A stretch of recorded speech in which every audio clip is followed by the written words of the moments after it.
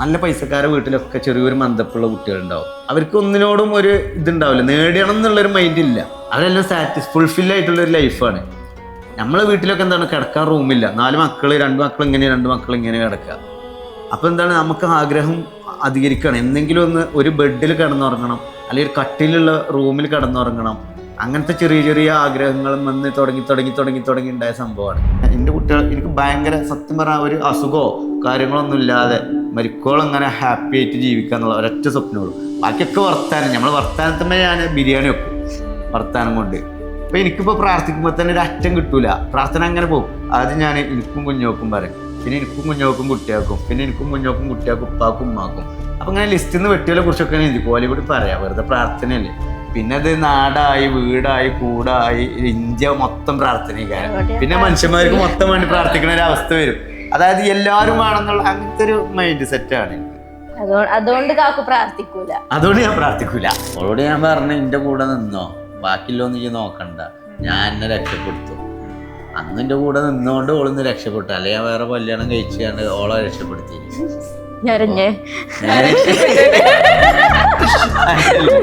ഇത് രക്ഷപ്പെടുവല്ലേ. കമന്റ്സ് നോക്കിയിട്ട് ജീവിക്കാൻ നിന്നാല് നമ്മൾ ഒരിക്കലും ഹാപ്പി ആവില്ല. കാരണം ഇത് വ്യത്യസ്ത വ്യക്തികൾ വ്യത്യസ്ത ചിന്താഗതികളാൽ വ്യത്യസ്തമായ കമന്റ് ഇട്ടിട്ടാണ് നമ്മളെ വിലയിരുത്തുന്നത്. അപ്പൊ അവരുടെ ചിന്താഗതികളെല്ലാം ഒരു ഭൂരിപക്ഷത്തോടൊപ്പം നിൽക്കുക എന്നുള്ളൊരു സ്വഭാവ ശൈലി ഉണ്ട് മനുഷ്യന്. ഇപ്പോൾ ഇവിടുത്തെ ചായ സൂപ്പറാണെന്ന് പറഞ്ഞാൽ, പിന്നെ ചായ സൂപ്പർ അല്ലെങ്കിലും ഫഹദ് ഫാസിലിന്റെ ഒരു പടത്തിൽ പറയുന്ന പോലെ പിന്നെ ബാക്കി വരുന്നവരൊക്കെ സൂപ്പറാണെന്ന് പറയുള്ളൂ. ചായ രസമല്ലെങ്കിലും അത് ഭൂരിപക്ഷത്തോടൊപ്പം നിൽക്കുക എന്നുള്ളൊരു സ്വഭാവശൈലി മനുഷ്യന്മാർക്കുള്ളതാണ്. ഞങ്ങളെ അറിയുന്ന ആളുകൾ ഇപ്പോൾ ഞാൻ എന്താണെന്ന് മനസ്സിലാക്കിയാൽ ഞാൻ ചെയ്യുന്ന എല്ലാത്തിലും ഒരു രസം കിട്ടും. ഭയങ്കര ദേഷ്യവും വിദ്വേഷം വെച്ചിട്ടുള്ളൊരു സംഭവമൊന്നുമില്ല, സ്വഭാവശൈലിയൊന്നുമില്ല. ആളുകളെ നീറ്റായിട്ട് കൈകാര്യം ചെയ്യുക. അതായത് നമുക്കൊരു ബുദ്ധിമുട്ട് വരാത്ത രീതിയിൽ മാത്രമേ കൈകാര്യം ചെയ്യുള്ളൂ. അതായത് ഇവരൊന്നും നമ്മളെ പേഴ്സണൽ ലൈഫിൽ ഇടപെടാത്ത കാലത്തോളം നമുക്ക് അവരൊന്നും ഒരു ഇര പോരാ. എനിക്ക് മിനിമം എൻ്റെ ഡോറിൽ വന്നിട്ട് മുട്ടിയിട്ട് എൻ്റെ മുഖത്ത് നോക്കി പറയാനുള്ള ആംബിയറുള്ള ആളുകളോടുള്ളൂ എനിക്ക് ദേഷ്യം വെക്കേണ്ട ആവശ്യമുള്ളൂ. അല്ലാതെ ഏതെങ്കിലും കോണിൽ ഒരു മുകളിൽ നിന്ന് നോക്കിയ ഒരു സൂചി കുത്തുപോലും സ്ഥലമില്ലാത്തൊരു മനുഷ്യൻ വന്നിട്ട് വെറുതെ വായിട്ട് അലക്കണേന് ഞങ്ങൾ രണ്ടാളും ഇതാക്കേണ്ട ആവശ്യമില്ല. ഒരു ലെവലിൽ സ്ഥായിയായിട്ട് നിൽക്കാൻ കഴിയുക എന്നുള്ളതാണ് ഹൈലൈറ്റ്. ഓവറായിട്ട് പെരും പൊന്തിയാലും തീരെ ആയാലും ജനം മാറും. അപ്പോഴേ നമ്മളെ വരുമാനവും നിലനിൽക്കുള്ളൂ. നേരെ മറിച്ച് ഒരു സമയത്ത് ഭയങ്കരമായിട്ട് തീയായിട്ട് വന്ന് ഭയങ്കര സ്പ്രെഡായി എല്ലാത്തിലും വരണ്ടേ. അതിപ്പോൾ ഈ രേണുസുതിൻ്റെ കാര്യത്തിലായാലും എല്ലാ കാര്യത്തിലായാലും ആ ഒരു സമയം കഴിഞ്ഞ് കഴിഞ്ഞാൽ അവരെ മാറ്റി നിർത്തും ജനം. നേരെ മറിച്ച് എപ്പോഴും ഒരേപോലെ പോവുകയാണെന്നുണ്ടെങ്കിൽ അതെന്നും ഉണ്ടാവും. അങ്ങനത്തെ ഒരു ക്യാരക്ടറായിട്ട് നമ്മൾ മനസ്സിലിടം പിടിക്കുക എന്നുള്ളതാണ്.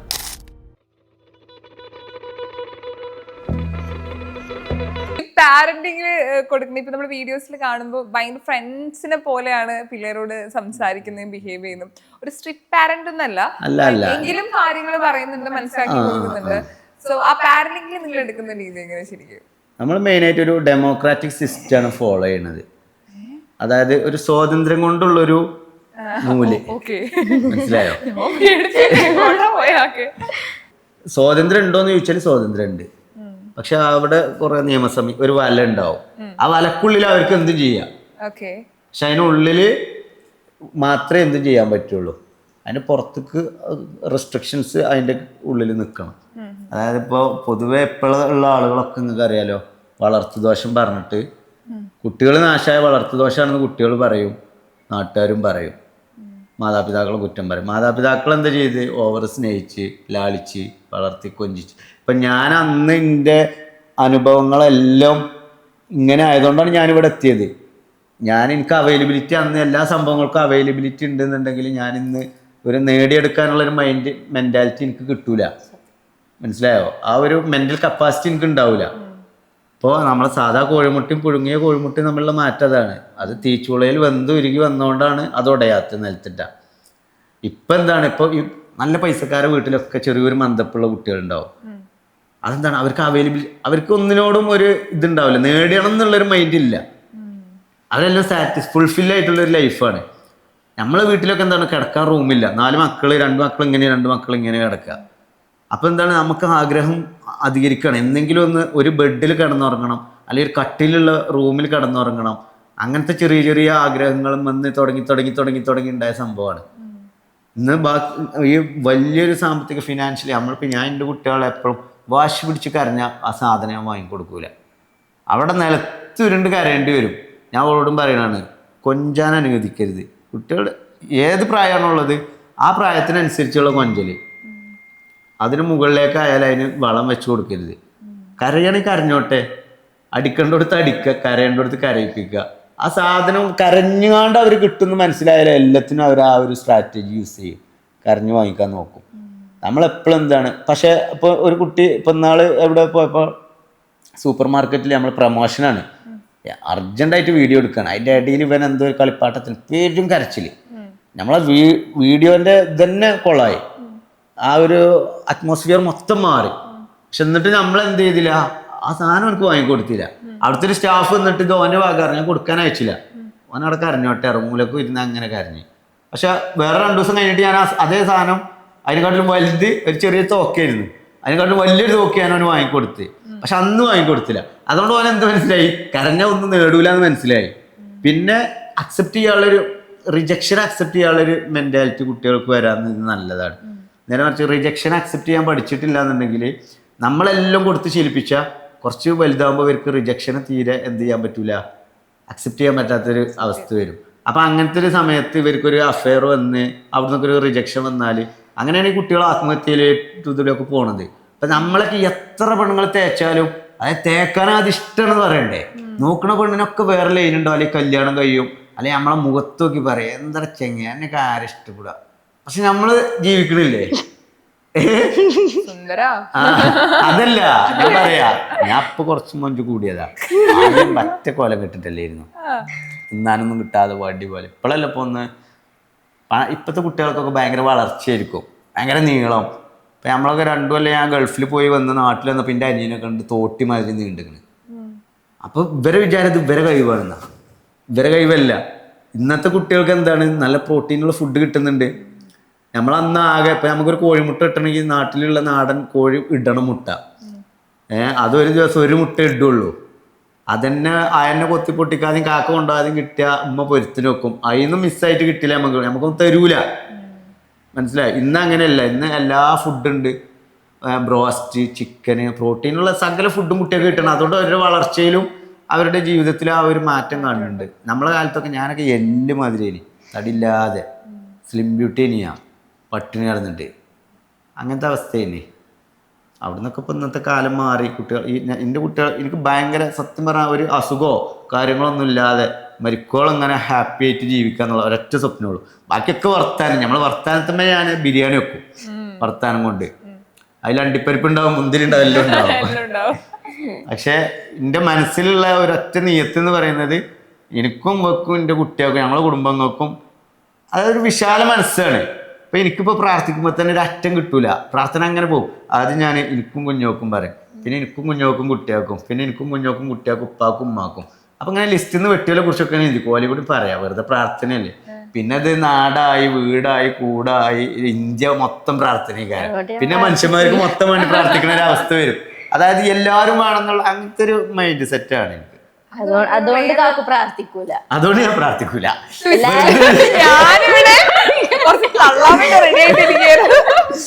ആ തഗ് എനിക്ക് കിട്ടിയില്ല, അതൊക്കെ കിട്ടിയത് ശരിക്കും ഞാനാണ് അവിടെ ചെയ്യേണ്ടത്. അതുകൊണ്ട് ഞാൻ പ്രാർത്ഥിക്കൂല.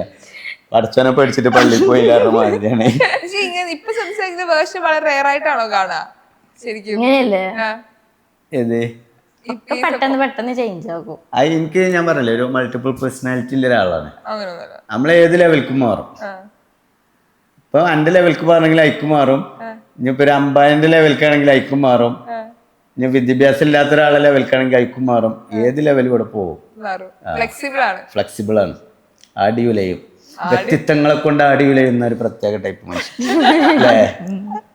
ഇപ്പം നിങ്ങൾ ഇത്രയും വർഷം ഇപ്പൊ എനിക്ക് സംസാരിക്കും മനസ്സിലാവും നിങ്ങൾ ഒരു മെയ്ഡ് ഫോർ ഈച്ച് അതർ ആണ് തന്നെയാണ് തോന്നുന്നത്. ഒരു മെയ്ഡ് ഫോർ ഈച്ച് അതർ ഗെയിമിലേക്ക് പോയാലോ? ഞാൻ ചോദിക്കുന്ന ചോദ്യങ്ങളുടെ ഉത്തരങ്ങൾ അത് കറക്റ്റ് ആയിട്ട് തന്നെ എഴുതുക, കോപ്പി അടിക്കരുത്. ഓക്കെ. അൻഷിഫിക്ക കുഞ്ഞൊക്കെ ആദ്യമായിട്ട് വാങ്ങി തന്ന ഒരു ഗിഫ്റ്റ്. ആദ്യമായിട്ട് വാങ്ങി തന്നൊരു സാധനം? അതെ അതെ അതെ, അത് എന്ത് ഗിഫ്റ്റും ആവട്ടോ. ഓക്കെ, ആരും അറിയാം. അൻഷിഫിക്ക എന്ന് പറഞ്ഞു, അൻഷിഫിക്കാണല്ലോ ഗിഫ്റ്റ് കൊടുത്തത്.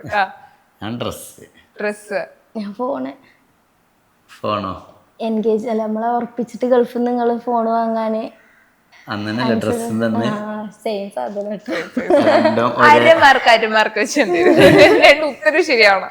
ഓക്കെ, കുഞ്ഞുങ്ങളൊരു കടയിൽ പോവാണെങ്കിൽ ഡ്രസ്സില് ഏത് ഐറ്റമാണ് ആദ്യം എടുക്കുക? ഓക്കെ, എന്താണ്? ഞാന് modesty wear. Okay, western same അല്ലേ? ശരി, യെസ്. അടുത്തത്, കൂട്ടത്തിലെ ഏറ്റവും റൊമാൻറ്റിക് ആരാണ്? അത്ര ശരി, ആരാണ് റൊമാൻറ്റിക്? അൻഷിഫ്.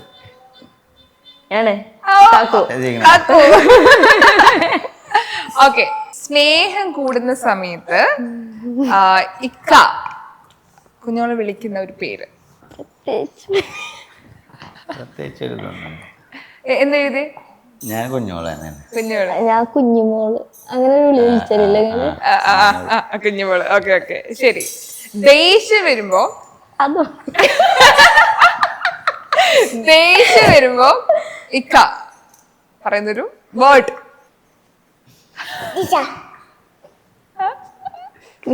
കൂക്കോട്ടോ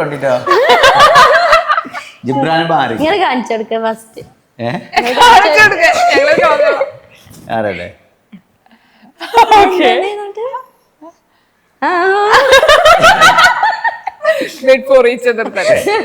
നിങ്ങളുടെ ഒരു ഡ്രീം ഡെസ്റ്റിനേഷൻ വിളിച്ചില്ല. നല്ല ദേഷ്യം കള്ളനായി വിളിച്ചു. നിങ്ങളുടെ ഒരു ഡ്രീം ഡെസ്റ്റിനേഷൻ, നിങ്ങൾക്ക് ഇവിടെ ഒരു യാത്ര ചെയ്യണം കുട്ടികളെയൊക്കെ കൂട്ടി, അല്ലെങ്കിൽ കുട്ടികളില്ലാതെ നിങ്ങൾക്ക് രണ്ടുപേർക്ക് മാത്രമായിട്ട് പോവാനാണെങ്കിൽ ഇന്ന സ്ഥലത്ത് പോണം എന്നൊരു സ്ഥലം ഉണ്ടെങ്കിൽ ഇന്റർനാഷണൽ അല്ലേ? എന്തോ ആവാം. ക്ലൂ കൊടുക്കുന്നു ഇന്റർനാഷണൽ ഞാൻ രണ്ടുപേരും അങ്ങോട്ടും ഇങ്ങോട്ടും നോക്കും. Thailand, Kashmir, Dubai. Okay, Kashmir already ദുബായിലായിരുന്നു. കൊണ്ടുപോകണമെന്നുണ്ട്. ഇഷ്ടമല്ലാത്തൊരു കാര്യം, അതായത് ഇക്കാരുടെ അടുത്ത് ഇന്ന കാര്യം ഇഷ്ടമല്ല, ഇതൊരു മാറ്റം വരുത്തണം, അല്ലെങ്കിൽ പലപ്പോഴും പറഞ്ഞിട്ടുള്ളൊരു കാര്യം, ഇഷ്ടമല്ലാത്തൊരു കാര്യം.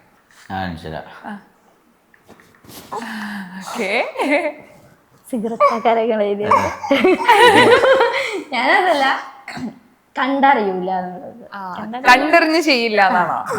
ഓക്കെ, എന്തൊക്കെ കാര്യങ്ങൾ കണ്ടറിഞ്ഞ് ചെയ്യണം എന്നാണ്? എന്താണ് കംപ്ലൈന്റ് പോലെ? പ്രത്യേകിച്ചൊന്നുമില്ല. നമ്മള് കുട്ടികളല്ല കേട്ടോ, കുട്ടിനെ നോക്കുക. ഫ്രീ ടൈമിലൊക്കെ കിട്ടുമ്പോ കുട്ടീനെ ഒന്ന് നോക്കുക. എന്തൊക്കെ നോക്കണ്ടതൊക്കെ? പക്ഷെ ഞാൻ എന്ന് പറഞ്ഞപ്പോ കാക്കുവാണ് മുറ്റൊക്കെ ക്ലീൻ ചെയ്ത് തന്നത്. കുറച്ച് വേസ്റ്റ് ഒക്കെ കിണർ വൃത്തിയാക്കിയത്, പിന്നെ ആ സ്ഥലത്ത് പ്ലാസ്റ്റിക് ഒക്കെ ഞാൻ വേഗം കെട്ടി. ഇപ്പൊ 2 ദിവസമായിട്ട് ഭയങ്കര, കാരണം ഞങ്ങൾ കച്ചറിയിലാണ് ഇറങ്ങിയില്ലേ, അതിന് ശേഷം കാക്കു ഭയങ്കര ഇതാണ്.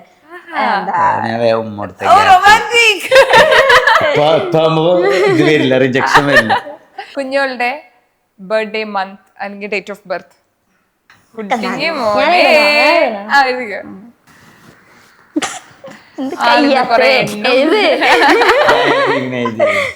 എഴുതിയോ? ആദ്യം പറഞ്ഞോളെ. പറഞ്ഞോ. June 2024. June 24. June 24. 1999. June 4. 2 extra വന്നുപോയി, ഡേറ്റ് മാറി. 24 അത്രയെങ്കിലും ഓർത്തല്ലോ ആൺകുട്ടികള്. ലൈഫില് ഇപ്പം അൻഷികന്റെ ലൈഫിലെ ഏറ്റവും ബ്യൂട്ടിഫുൾ ആയിട്ടുള്ള ഒരു ദിവസം അല്ലെങ്കിൽ ഒരു മൊമെന്റ് അതെന്തായിരിക്കും?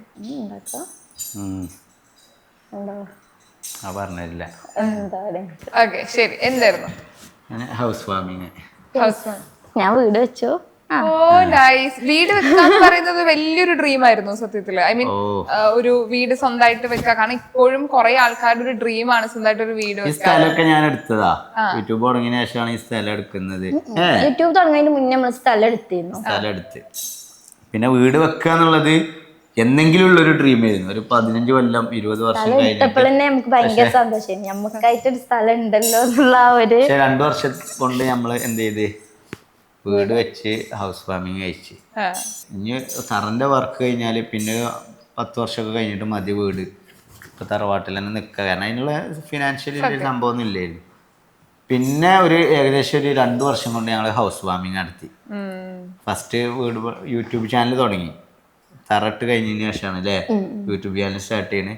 പിന്നെ അത്യാവശ്യം കുഴപ്പമില്ലാത്ത ഏണിങ്സ് കാര്യങ്ങളൊക്കെ വന്ന് പിന്നെ നമ്മൾ പ്രതീക്ഷിക്കാത്ത രീതിയിൽ അതാ ഞാൻ പറഞ്ഞത്. അതായത് എനിക്ക് ഓൾറെഡി ഒരു വ്യൂ പോയിന്റ് ഉണ്ട്, വീട് വെക്കണം, ഇങ്ങനെ വീട്ടിൽ ഇതൊക്കെ വേണം, ഒരു കാറ് വേണം, നിറയെ കുട്ടികൾ വേണം, ഇതൊക്കെ എൻ്റെ ഒരു ഇമാജിനേഷനുള്ള സംഭവമാണ്. ആ സംഭവത്തിലേക്ക് നമുക്ക് വഴി കാണൂല, ഇതെങ്ങനെ എത്തിപ്പെടും. അപ്പം എനിക്കൊരു സ്വപ്നം ഉണ്ടെങ്കിൽ ഈ ലോ ഓഫ് അട്രാക്ഷൻ, ഈ യൂണിവേഴ്സ് ഞങ്ങൾക്ക് എങ്ങനെ എത്തിച്ചു തരും എന്നുള്ളതൊരു സംശയമുള്ള സംഭവമാണ്. പക്ഷെ അതിനൊരു വഴി കാണിച്ചു തരും. മറ്റെന്തോ വഴികളിലൂടെ നമ്മൾ ആ ഒരു സംഭവത്തിലേക്ക് എത്തിക്കപ്പെടും എന്നുള്ളതാണ് ഇതിൻ്റെ ഒരു തിയറിയുടെ ഒരു പ്രത്യേകത. നമ്മൾ മാനിഫെസ്റ്റ് ചെയ്തെടുക്കുമ്പോൾ, അഫർമേഷനിലൂടെ മാനിഫെസ്റ്റ് ചെയ്തെടുക്കുമ്പോൾ ഒരു പ്രത്യേകത ഞാനത് മനസ്സിലാക്കി. എനിക്ക് അങ്ങനെ പല സംഭവങ്ങളും എൻ്റെ അനുഭവത്തിലൂടെ നേടിയെടുത്തിട്ടുണ്ട്. അത് അതേപോലെ സംഭവിച്ചിട്ടുണ്ട്. യൂട്യൂബ് ഉദ്ഘാടനമൊക്കെ ഉണ്ട്.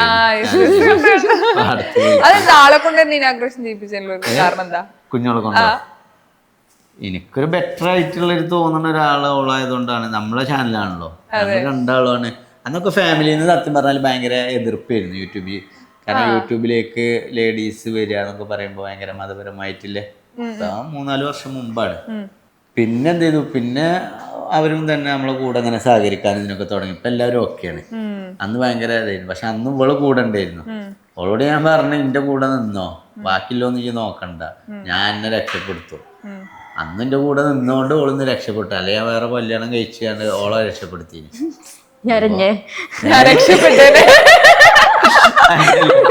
ഇത് രക്ഷപ്പെടുവല്ലേ. പക്ഷെ അത് ഭയങ്കര ലക്കായിരുന്നു. ആളെ തന്നെ ഇനാഗ്രേഷൻ ചെയ്തു അല്ലേ, സക്സസിന്റെ ഭാഗം. വെട്ടത്തി കൊണ്ട് ട്യൂബ് വെട്ടിയേക്കാണ്. വെറൈറ്റി ഇനാഗ്രേഷൻ കൂടിയായിരുന്നു അത്. അതന്നെ നമ്മളെ ജീവിതത്തിൽ ലൈഫിൽ സത്യം പറഞ്ഞാല് എന്താ ഭയങ്കര ഒരു ഇതായത് അല്ലേ. ആ ഒരു ഇനാഗ്രേഷൻ പ്രോഗ്രാം നമ്മൾ കണ്ടക്ട് ചെയ്യുമ്പോ നമുക്കറിയില്ല, അത്ര ഫസ്റ്റ് വീഡിയോ ആണ്. യൂട്യൂബില് എങ്ങനെ വരണമെന്നോ അല്ലെങ്കിൽ എന്ത് ചെയ്യണമെന്നോ അറിയൂല. ആ സമയത്ത് ഞാൻ ഇത്രയും ആളുകളെ വിളിച്ചു വരുത്തിയിട്ട് ബത്തക്കൊക്കെ മുറിച്ച് വെള്ളമൊക്കെ കൊടുത്ത് ഒരു ഫംഗ്ഷൻ പോലെ, അതായത് നമ്മളൊരു ഷോപ്പിൽ ഇനാഗുറേഷൻ ഒക്കെ ചെയ്യുന്ന പോലെ ചെയ്ത് അവിടെ ആടിനെ തീറ്റാൻ വന്ന ഒരു കാക്കാനെ പിടിച്ചിട്ട് വേദിയിലിരുത്തി. അയാൾ കുപ്പായതോടെ അത് വന്നിരിക്കണം. വേദി വിശിഷ്ടാതിഥി കണ്ടത്തിന്റെ ഓണർ ശ്രീ കോയാക്ക, പിന്നെ അതുപോലെ അലിവിയാക്ക പറഞ്ഞാല് വെള്ളത്തിന് വെള്ളക്കുപ്പായൊക്കെ ഇട്ട് നടക്കുന്ന ഒരാൾ. അയാളോട് പറഞ്ഞ വലിയ പാർട്ടി പരിപാടിയാണ്, വേഗം പോരി അറിയണം, അങ്ങനെ കൊണ്ടുവന്ന് അയാളെ മൂപ്പിച്ച് അവിടെ അവർക്ക്. പക്ഷെ വീഡിയോ നല്ല വൈറലായി. അപ്പൊ അവർക്ക് അതായത് ഒരു നല്ലൊരു പരിപാടിക്ക് പങ്കെടുത്താലും കൂടി അത്ര ഷോ കിട്ടൂല, അങ്ങനത്തെ ഒരു ലെവൽക്കായി. പിന്നെ അവിടുന്ന് അങ്ങോട്ട് എനിക്ക് ഭയങ്കര എന്റെ കണ്ടന്റുകളൊക്കെ, പിന്നെ എനിക്ക് നല്ല സംസാരിക്കാനുള്ള കഴിവുണ്ട്. ഏത് മേഖലയിലും ഞാൻ അതിന്റെ അറ്റം വരെ പോകും. ആ ഒരു കോൺഫിഡന്റ് എനിക്കുണ്ട്. അതുകൊണ്ട് തന്നെ എനിക്ക് കണ്ടന്റിന് വേണ്ടിയിട്ട് ഞാനൊന്നും വല്ലാതെ ചെയ്യലൊന്നുമില്ല. ഞാൻ രാവിലെ ഹലോ ഗായ്സ് പറഞ്ഞ് തുടങ്ങും. ഇന്ന് നമ്മൾ അവതരിപ്പിക്കാൻ പോകുന്നത്, അവിടെ ഞാൻ എന്താണോ തോന്നുന്നത് അത് പറയുമ്പോൾ തന്നെ അതൊരു കണ്ടന്റായി മാറും. പ്രത്യേകം എക്സ്പെൻസീവ് കണ്ടന്റുകൾ ഞാൻ ചെയ്യില്ല. ആദ്യമൊക്കെ ചെയ്തിരുന്നു. സ്റ്റാർട്ടിങ് ടൈമിൽ കുറച്ച് കഴിഞ്ഞപ്പോഴൊക്കെ ഇതേപോലെ അല്ലേ തറവാട്ടിലെ ഓരോ ചലഞ്ചുകള്, പിന്നെ അങ്ങനത്തെ ഇഷ്ടം പോലെ ഉണ്ട്. ഞങ്ങളൊക്കെ പറയും ബ്രോസ്റ്റിന്റെ ചലഞ്ച് ഒക്കെ വെച്ചാൽ അപ്പോഴും കാക്കും ബ്രെഡ് ഒക്കെ കൊണ്ടുവന്നു. ഇവര് ഓർക്ക് ആവശ്യമുള്ള ചലഞ്ചുകളും നമുക്ക് ഇഷ്ടപ്പെട്ട ഫുഡ് അറിയോ. കാക്ക് നേരെ തിരിച്ച് വേവിക്കാത്ത ഹാഫ് കുക്കഡ് ചപ്പാത്തി അതൊക്കെയാ കൊണ്ടുവരിക. അതായത് ചലഞ്ചല്ലേ, എന്തെങ്കിലും റിസ്ക് ആണ്. ഇത് ബ്രോസ്റ്റ് ഇപ്പൊ സോസും കൂട്ടി തിന്നാൻ എന്ത് ചലഞ്ചാ കഴിച്ചൂടെ. അന്നൊക്കെ ഭയങ്കര എക്സ്പെൻസ് ചെയ്തിട്ടൊക്കെ, അല്ലെങ്കിൽ വണ്ടി എടുത്തിട്ട് എങ്ങോട്ടേലും പോവും, റിസ്ക് എടുത്തിട്ട് പോകും. ഇപ്പൊ ഞങ്ങൾ റിസ്ക് എടുക്കലില്ല. അതായത് എനിക്ക് എന്റെ സത്യം പറഞ്ഞാൽ എന്റെ ലക്ഷ്യം എന്ന് പറയുന്നത് ഈ വീടായിരുന്നു. വീട്, എനിക്ക് സ്വന്തമായിട്ടൊരു വീട്. എനിക്കിപ്പോ സത്യം പറഞ്ഞാൽ ഒരു ലക്ഷ്യബോധം ഇല്ലാത്തതിന്റെ ഒരു കുറവ് ഇപ്പൊ എനിക്കുണ്ട്. അതിന്റെ പ്രവൃത്തിയിൽ മൊത്തത്തിൽ കാണും അത്. കാരണം എനിക്ക് എനർജി കുറവാണ്. നമുക്ക് എന്താ വെച്ചാല് എന്റെ ബാധ്യതകളൊക്കെ കുറെ കുറഞ്ഞു പോകുന്നത്, ഫ്രീ ആയില്ലേ, മൈൻഡ് ഫ്രീ ആയി. അപ്പൊ എനിക്ക് ലക്ഷ്യം ഇല്ലാത്തതുകൊണ്ട് എന്റെ എനർജി ബൂസ്റ്റ് ചെയ്യാൻ, നമ്മളെ ബോഡിയിലെ എനർജി ബൂസ്റ്റ് ചെയ്യണമെങ്കിൽ നമുക്കൊരു ഇത് വേണമല്ലോ, എന്തെങ്കിലും ഒരു സംഭവം ലക്ഷ്യം വേണം. നമ്മളൊരു കാർ EMIക്ക് എടുക്കുമ്പോ നമുക്കത് എടുക്കുന്ന ആൾക്ക് അത് ഭയങ്കര ബാധ്യതയായിട്ട് തോന്നിയാലും അത് എടുക്കുന്നതുകൊണ്ട് മാത്രമാണ് അയാൾ EMI അടക്കുന്നത്. EMI അടക്കുന്നതുകൊണ്ടാണ് ആ കാർ അറിയാതെ സ്വന്തമാകുന്നത്. നേരെ മറിച്ച് ആ പൈസ ഉണ്ടാക്കിയിട്ട് കാർ എടുക്കുക എന്ന് പറഞ്ഞാൽ നടക്കൂല. കാരണം ആ എനർജി വർക്ക് ചെയ്യൂല. ഇപ്പൊ നീ ഒരു കാർ എടുത്ത് അത് EMI എടുക്കുമ്പോ ആ EMI അടക്കാനുള്ളത് കൊണ്ടാണ് എന്ത് ചെയ്യുന്നത്, ഈ വർക്ക് ചെയ്യുന്നത്. എന്റെ എനർജി എന്റെ ബോഡിയിലേക്ക് വരുന്നത് അതുകൊണ്ടാണ്. എനിക്ക് അവിടെ EMI ഉണ്ടായതുകൊണ്ട്. അവിടെ EMI ഇല്ലാതെ ആവുകയാണെന്നുണ്ടെങ്കിൽ ഈ അതിനനുസരിച്ചുള്ള എനർജി വർക്ക് ചെയ്യൂല എന്റെ ബോഡിയിൽ. അതാണ് ഇതിന്റെ മാറ്റം. ഇപ്പൊ എനിക്ക് എന്റെ ലക്ഷ്യങ്ങൾ വളരെ കുറവാണ്. ഇപ്പൊ ഒരു ഡ്രീം ഇല്ല, ഇപ്പം ഒരു ആഗ്രഹം പോലെ ലൈഫ് എപ്പോഴും നമ്മൾ മുന്നോട്ട് പോകുന്ന ആ ഒരു സ്വപ്നവും ഡ്രീമും അതാണ്. ഇപ്പൊ സത്യം പറഞ്ഞാൽ അങ്ങനത്തെ ഒരു സംഭവമൊന്നുമില്ല. ഇപ്പൊ ഇതുകൊണ്ട് പറഞ്ഞ പോലെ ഇനിയിപ്പോ ഒരു ബിഗ് ബോസിൽ എന്തെങ്കിലും ഒരു സീസണിൽ നല്ലൊരു കണ്ടസ്റ്റന്റ് ആയിട്ട് നല്ലൊരു പെർഫോം ചെയ്യണം എന്നുള്ളൊരു ആഗ്രഹമുണ്ട്. അതായത് ഇതൊന്നുമല്ല ഷോ. ദിലീപ് പറഞ്ഞ പോലെ ഇനിയാണ് എന്റെ ഷോ അല്ലേ, അങ്ങനത്തെ ഒരു ഷോ ഓഫ് ചെയ്യണം എന്നുള്ളൊരു ആഗ്രഹമുണ്ട്. എന്തെങ്കിലും പറ്റുകയാണെങ്കിൽ സാധിക്കട്ടെ. അല്ലാതൊരു ബിഗ് ആയിട്ടുള്ളൊരു സംഭവം ഒന്നും ഇപ്പൊ ഇല്ല. ഇത് പിന്നെ ഉണ്ടായിരുന്ന ഈ സ്ഥലമായിരുന്നു. ആ സ്ഥലം ഇപ്പൊ ഞാനിപ്പോ കാണുന്ന സ്വപ്നം എന്ന് പറഞ്ഞാല് ആ സ്ഥലത്ത് ഇപ്പൊ ഒന്ന് കുഴി കുത്തി അതിലത്തെ മരങ്ങൾ, റംബുട്ടാന്റെ മരം ഇങ്ങനെ കാഴ്ച നിൽക്കുന്ന ഒരു ചിത്രം എന്റെ മനസ്സിലുണ്ട്. റംബുട്ടാൻ ലവേഴ്സ് ആണല്ലേ കുടുംബത്തോടെ? അത് സത്യം പറഞ്ഞാല് റംബുട്ടാന് ഞാൻ ഫസ്റ്റ് കാണുന്ന അഹാന കൃഷ്ണന്റെ ഒരു വീഡിയോ അല്ലേ. മലയാളികൾ കൂടുതൽ അതിനെ കുറിച്ച് അറിയുന്നത്. അന്നേരം റംബുട്ടാന് നമ്മള് ഈ ഫ്രൂട്ട്സും കടയിൽ മാത്രമേ കണ്ടിട്ടുള്ളൂ. അത് വീട്ടിൽ ഉണ്ടാക്കാൻ പറ്റുന്നുള്ളത് കാണിച്ചത് അഹാനയുടെ ആ വീഡിയോ ആണ്. അഹാനന്റെ വീഡിയോ അതില് പ്രത്യേക ഒരു ശൈലി, ഒരു ഇഷ്ടം പ്രസന്റേഷൻ നല്ല ഓളെ ഒരു ഇതിലൊക്കെ ഉണ്ടല്ലോ, ഒരു കത്ത് എന്നൊക്കെ പറഞ്ഞ സൈബർ ബുള്ളിങ്ങിനെതിരെ കത്ത് എന്നൊക്കെ പറഞ്ഞ വീഡിയോ അല്ലെ.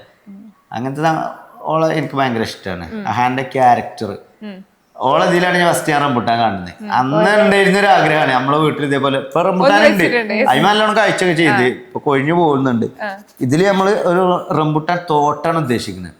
ഒരു 10-20 തൈ നട്ടിട്ട് ഒരു നമ്മക്ക് കഴിക്കാം, ആർക്കും കഴിക്കാം, അങ്ങനത്തെ ഒരു മൈൻഡ്. നമുക്ക് ആ ഒരു ചിത്രാണ്. അതായത് ഇങ്ങനെ കാഴ്ച നിൽക്കുന്ന ഈ വീടിന്റെ മുമ്പിൽ അറച്ച് റംബുട്ടാനാണല്ലോ എന്നുള്ളൊരു.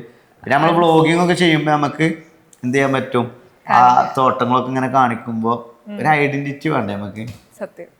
നമ്മളെ വ്യക്തികൾക്കായാലും നമ്മളെ വീടിനായാലും. അതായത് ഫസ്റ്റ് സ്റ്റേജ് എന്ന് പറയുന്നത് നമ്മളെ വ്യക്തി എന്താണെന്ന് അറിഞ്ഞിട്ട് കമന്റ് ചെയ്യുന്നവരാ.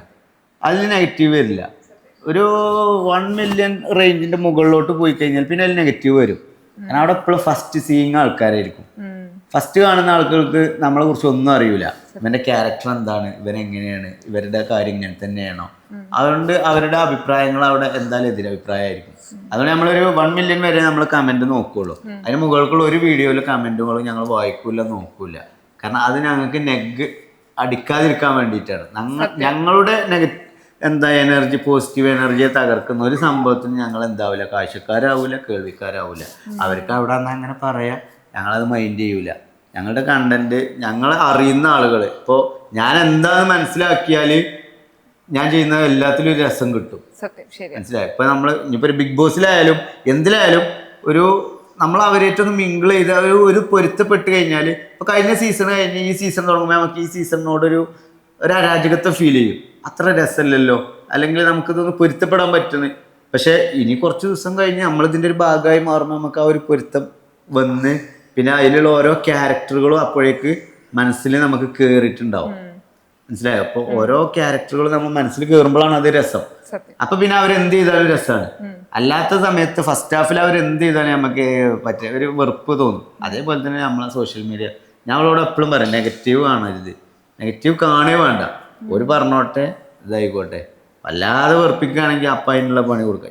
ഞാൻ ഇന്നവരെ ഒരു നെഗറ്റീവ് കമന്റ്സിന് റിപ്ലൈ കൊടുക്കുക, അല്ലെങ്കിൽ ചില ആളുകളുണ്ടല്ലോ കമന്റ്സിനെ ഇങ്ങനെ കൊണ്ടുവന്ന് വെച്ചിട്ട് അതിനെതിരെ വീഡിയോ ചെയ്യുക, അങ്ങനത്തെ റിയാക്ഷൻ വീഡിയോ ഒന്നും റെസ്പോണ്ട് ചെയ്യുക. ഇതുണ്ട്, അത് നല്ല രീതിയിൽ അത് കൊണ്ടുകൊടുത്ത് കൊടുക്കുകയും ചെയ്യും, നൈസില് കാര്യം പറയുകയും ചെയ്യുക. അങ്ങനത്തെ അല്ലാതൊരു ഭയങ്കര ദേഷ്യവും വിദ്വേഷം വെച്ചിട്ടുള്ളൊരു സംഭവമൊന്നുമില്ല, സ്വഭാവ ശൈലിയൊന്നുമില്ല. ആളുകളെ നീറ്റായിട്ട് കൈകാര്യം ചെയ്യുക. അതായത് നമുക്കൊരു ബുദ്ധിമുട്ട് വരാത്ത രീതിയിൽ മാത്രമേ കൈകാര്യം ചെയ്യുള്ളൂ. അതായത് ഇവരൊന്നും നമ്മളെ പേഴ്സണൽ ലൈഫിൽ ഇടപെടാത്ത കാലത്തോളം നമുക്ക് അവരൊന്നും ഒരു ഇര പോരാ. മനസ്സിലായി? എനിക്ക് മിനിമം എൻ്റെ ഡോറിൽ വന്നിട്ട് മുട്ടിയിട്ട് എൻ്റെ മുഖത്ത് നോക്കി പറയാനുള്ള ആംബിയറുള്ള ആളുകളോടുള്ളൂ എനിക്ക് ദേഷ്യം വെക്കേണ്ട ആവശ്യമുള്ളൂ. അല്ലാതെ ഏതെങ്കിലും കോണിൽ ഒരു മുകളിൽ നിന്ന് നോക്കിയ ഒരു സൂചി കുത്തു പോലും സ്ഥലമില്ലാത്തൊരു മനുഷ്യൻ വന്നിട്ട് വെറുതെ വായിട്ട് അലക്കണേന് ഞങ്ങൾ രണ്ടാളും ഇതാക്കേണ്ട ആവശ്യമില്ല. അതാണ് എനിക്ക് തോന്നുന്നു നിങ്ങളിപ്പം സോഷ്യൽ മീഡിയയിൽ സജീവമായിട്ടുള്ള ആളുകൾ ഈ ഒരു മൈൻഡ് സെറ്റ് ഉണ്ടെങ്കിൽ അവർ വീണ്ടും മുന്നോട്ട് പോകും. അത് അത്രേ ഉള്ളൂ. നമ്മൾ കമന്റ്സ് നോക്കിയിട്ട് ജീവിക്കാൻ നിന്നാല് നമ്മൾ ഒരിക്കലും ഹാപ്പി ആവില്ല. കാരണം ഇത് വ്യത്യസ്ത വ്യക്തികൾ വ്യത്യസ്ത ചിന്താഗതികളാൽ വ്യത്യസ്തമായ കമന്റ് ഇട്ടിട്ടാണ് നമ്മളെ വിലയിരുത്തുന്നത്. അപ്പൊ അവരുടെ ചിന്താഗതികളെല്ലാം ഒരു ഭൂരിപക്ഷത്തോടൊപ്പം നിൽക്കുക എന്നുള്ളൊരു സ്വഭാവ ശൈലി ഉണ്ട് മനുഷ്യന്. ഇപ്പോൾ ഇവിടുത്തെ ചായ സൂപ്പറാണെന്ന് പറഞ്ഞാൽ പിന്നെ ചായ സൂപ്പർ അല്ലെങ്കിലും ഫഹദ് ഫാസിലിന്റെ ഒരു പടത്തിൽ പറയുന്ന പോലെ പിന്നെ ബാക്കി വരുന്നവരൊക്കെ സൂപ്പറാണെന്ന് പറയുള്ളൂ. ചായ രസമല്ലെങ്കിലും അത് ഭൂരിപക്ഷത്തോടൊപ്പം നിൽക്കുക എന്നുള്ളൊരു സ്വഭാവശൈലി മനുഷ്യന്മാർക്കുള്ളതാ. ഒരാളും അതെ, ആ നെഗറ്റീവ് എന്ന് പറഞ്ഞാൽ ഒരാൾക്ക് നെഗറ്റീവ് ആണെന്നുണ്ടെങ്കിൽ അയാൾക്ക് നെഗറ്റീവേ ആയിരിക്കും. പിന്നെ അയാൾ എപ്പോഴെങ്കിലും ഒന്ന് ടേൺ ചെയ്തോ ഓപ്പോസിറ്റ് ആയോ അത് ഹൈപ്പിലേക്ക് പോകും. സോഷ്യൽ മീഡിയയുടെ ഒരു പ്രത്യേകത എന്താ വെച്ചാൽ ഒരു ലെവലിൽ സ്ഥായിയായിട്ട് നിൽക്കാൻ കഴിയുക എന്നുള്ളതാണ് ഹൈലൈറ്റ്. ഓവറായിട്ട് പെരും പൊന്തിയാലും തീരെ ആയാലും ജനം മറക്കും. ഒരു ലെവലിൽ സ്ഥായിയായിട്ട് സ്ഥിരോത്സാഹത്തോടു കൂടി സ്ഥിരമായിട്ട് സ്ഥായിയായിട്ട് നിൽക്കാൻ പറ്റുക എന്നുള്ളതാണ് സോഷ്യൽ മീഡിയയിൽ നിൽക്കാൻ പറ്റുന്ന ഏറ്റവും, അതായത് അപ്പോഴേ നമ്മളെ വരുമാനവും നിലനിൽക്കുള്ളൂ. നേരെ മറിച്ച് ഒരു സമയത്ത് ഭയങ്കരമായിട്ട് തീയായിട്ട് വന്ന് ഭയങ്കര സ്പ്രെഡായി എല്ലാത്തിലും വരണ്ടേ, ഏത് അതിപ്പോൾ ഈ രേണുസുദിന്റെ കാര്യത്തിലായാലും എല്ലാ കാര്യത്തിലായാലും ആ ഒരു സമയം കഴിഞ്ഞ് കഴിഞ്ഞാൽ അവരെ മാറ്റി നിർത്തും ജനം. നേരെ മറിച്ച് എപ്പോഴും ഒരേപോലെ പോവുകയാണെന്നുണ്ടെങ്കിൽ അതെന്നും ഉണ്ടാവും. അങ്ങനത്തെ ഒരു ക്യാരക്ടറായിട്ട് നമ്മൾ മനസ്സിലിടം പിടിക്കുക എന്നുള്ളതാണ്. അത് പതുക്കെ കഴിയുള്ളൂ. അത് ഒറ്റയടിക്ക് വന്നിട്ട് അങ്ങനെ കയറി കഴിഞ്ഞാൽ ആ സ്ഥിരമായിട്ട് നിർത്താൻ കഴിയൂല. അത് നമ്മളെ പിന്നെ ഒഴിവാക്കപ്പെടും. നേരെ മറിച്ച് കുറേശ്ശെ ഒരിക്കലും നമ്മൾ ആ ക്യാരക്ടർ പറ്റി വന്നാൽ പിന്നെ നമ്മൾക്ക് പെട്ടെന്ന് ഇൻഫ്ലുവൻസ് ചെയ്യാൻ പറ്റും, ജനങ്ങളെ ഇൻഫ്ലുവൻസ് ചെയ്യാൻ പറ്റും. കാരണം നമ്മളെ ക്യാരക്ടർ കൊണ്ട് നമുക്ക് പലവിധ മാനറിസം ചെയ്യാൻ പറ്റും. അതൊക്കെ ഇവർക്ക് മനസ്സിലായി തുടങ്ങണം. ഇത് നമ്മളെ മാനറിസം ആണെന്ന് മനസ്സിലാക്കാൻ ഉതകുന്ന അത്രത്തോളം ഇവർക്ക് നമ്മളെ ക്യാരക്ടർ ഇഷ്ടപ്പെടണം. മനസ്സിലായോ? അപ്പോൾ പിന്നെ നമുക്ക് ഇവരെ ഇൻഫ്ലുവൻസ് ചെയ്യാം. അപ്പോഴേ ഒരു ഇൻഫ്ലുവൻസർ ആവുള്ളൂ. ആ ഒരു ലെവലിലേക്ക് നമ്മൾ എത്തണം. എനിക്കൊന്ന് ഓൾറെഡി നിങ്ങൾ അത് എത്തിക്കഴിഞ്ഞു, അതുകൊണ്ടാണ് ആളുകൾക്ക് നിങ്ങളുടെ ഒരു ശൈലിയും ഏറെ ഇഷ്ടം. ഏകദേശം ഞാൻ സാറ്റിസ്ഫൈഡ് ആണ്. ഞാൻ എത്രത്തോളം എത്തി എന്നുള്ളതല്ല, ഇവളും ഹാപ്പിയാണ്. അതായത് ഞങ്ങൾക്ക് വലിയ സ്വപ്നങ്ങളൊന്നും ഇല്ല എന്നുള്ളത് തന്നെ ഞങ്ങൾ സാറ്റിസ്ഫൈഡ് ആണെന്നുള്ളതിന്റെ തെളിവാണ്. അതായത് ഇതെന്നും നിലനിൽക്കണം എന്നുള്ളത് മാത്രമാണ്. അതായത് ഇനിയൊന്നും വേണ്ട എന്നുള്ളതല്ല, ഇതെന്നും ഹാപ്പി ആയിട്ട് നിലനിൽക്കുക, ഉഷാറായിട്ട് പോവുക, കുട്ടികൾക്ക് ഇവർക്കൊന്നും ഒരു അസുഖങ്ങളോ വരാതെ. ഞാൻ അതിനെ കുറിച്ചൊന്നും കൂടുതൽ ചിന്തിക്കലില്ല. ഏതൊരു മാതാവിനും പിതാവിനും നമ്മളെ കുട്ടികൾക്ക് എന്തെങ്കിലും പറ്റുമോ, നമുക്ക് എന്തെങ്കിലും ഓരോ ഇപ്പോൾ വല്ല എന്തെങ്കിലും സംഭവങ്ങളൊക്കെ കേൾക്കുമ്പോൾ നമ്മളെ കുട്ടികൾക്ക് അങ്ങനെ പറ്റും, അങ്ങനെ ചിന്തിക്കാനേ പാടില്ല. മനസ്സിലായോ? അങ്ങനെ ചിന്തിക്കുമ്പോഴാണ് ആ ഒരു സംഭവത്തിലേക്ക് നമ്മൾ അടുപ്പിക്കുക എന്നുള്ളത്. ഇനിയിപ്പോൾ രോഗം കൊണ്ടായാലും ഇപ്പം ഞാൻ സിഗരറ്റ് എപ്പോഴേലും വലിക്കുകയാണെങ്കിൽ തന്നെ ഇവളൊക്കെ പറയാം അങ്ങനെ വലിച്ചാൽ അങ്ങനെ അസുഖം വരും, ഇങ്ങനെ അസുഖം വരും. അങ്ങനെ ചിന്തിക്കാനേ പാടില്ല. ഞാൻ അങ്ങനെ ചിന്തിക്കലില്ല. കാരണം അതല്ല, ഇപ്പൊ ഈ ഒരു അസുഖം ഇപ്പൊ നമ്മള് ക്യാൻസർ അല്ലെങ്കിൽ ഒരു അസുഖം വരാന്ന് ചിന്തിക്കാനേ പാടില്ല. അത് ചിന്തിച്ചു കഴിഞ്ഞാലും ഈ ഒരു സംഭവം നമ്മളിലേക്ക് എത്തപ്പെടുന്ന എല്ലാ സംഭവവും നമ്മൾ ചിന്തിക്കുന്ന നമ്മളെ മൈൻഡിന് ഒരു ദൈവിക ശക്തി ഉണ്ട്, അതിനെ അടുത്ത് കൊണ്ടുവരാനുള്ള ഒരു ശക്തി അങ്ങനെ ഉണ്ട്. അത് ഈ ആകർഷണ സ്വഭാവം എന്ന് പറഞ്ഞ സംഭവം എല്ലാരും ആകർഷിക്കുന്നു. അവിടെ ഇന്നാഗ്രഹിക്കുന്നല്ല പറഞ്ഞത്. നമ്മളെന്തെങ്കിലും എന്ത് സംഭവം നമ്മൾ ലോ ഓഫ് അട്രാക്ഷനിൽ ഇതാക്കി എടുക്കാൻ പറ്റുന്നതാണ്. അപ്പൊ നമ്മൾ നെഗറ്റീവിനെ ഓവർ അട്രാക്ട് ചെയ്യാതിരിക്കണം നല്ലത്. എപ്പോഴും പോസിറ്റീവ് ആയിട്ട് ഇരിക്കുക. ലൈഫിൽ നല്ല കാര്യങ്ങൾ സംഭവിക്കും. അതെ, സമാധാനമാണ് മുഖ്യം. അതെ, ഹൈലൈറ്റ്. അപ്പൊ ഇതുപോലെ തന്നെ തടി ഉണ്ടെങ്കിൽ പുല്ലും തന്നെ ജീവിക്കാന്ന. അല്ല, നല്ല തടി ഉണ്ടെങ്കിൽ നമ്മളെ തടി ഉണ്ടെങ്കിൽ പുല്ല് തിന്നിട്ടാലും ജീവിക്കാം, അസുഖമൊന്നും ഇല്ലാതെ ഹെൽത്തി ആയിട്ട് ഹാപ്പി ആയിട്ട്. സോ നിങ്ങൾ ഇതുപോലെ തന്നെ സന്തോഷത്തോടെ വീഡിയോസ് ചെയ്യുക. വീഡിയോസ് കാണാൻ ഒത്തിരി ആളുകൾ കാത്തിരിക്കുന്നുണ്ട്. നിങ്ങളുടെ ഈ ഒരു ഇത്തരത്തിലുള്ള ഇതേ ശൈലി ഇഷ്ടപ്പെടുന്ന ഒത്തിരി പേരുണ്ട്. കാരണം അവർക്ക് ഇത് തന്നെയാണ് വേണ്ടത് എന്ന് ഉറപ്പാണ്. കാരണം ഇത്രയധികം സപ്പോർട്ടും കിട്ടില്ല. സോ ഹാപ്പി ആയിട്ട് ഇതുപോലെ തന്നെ വീഡിയോസ് ചെയ്യുക. ഞങ്ങൾ കാത്തിരിക്കുകയാണ് ഓരോ വീഡിയോസിനായിട്ട്. 2 പേരെ കൂടെ ഞാൻ മിസ് ചെയ്യുന്നുണ്ട്. സോ എപ്പോഴെങ്കിലും ആ 2 പേരെയും കൂടെ കൂട്ടി അതുപോലെ ഇന്റർവ്യൂ ചെയ്യാവുന്നതാണ്. അപ്പൊ എല്ലാവിധ ആശംസകളും നേരാണ്. Thank you so much. Video വരാൻ കാത്തിരിക്കണം. സബ്സ്ക്രൈബ് ചെയ്തിട്ടില്ല എന്നാണ് അറിയണേ. Okay, bye.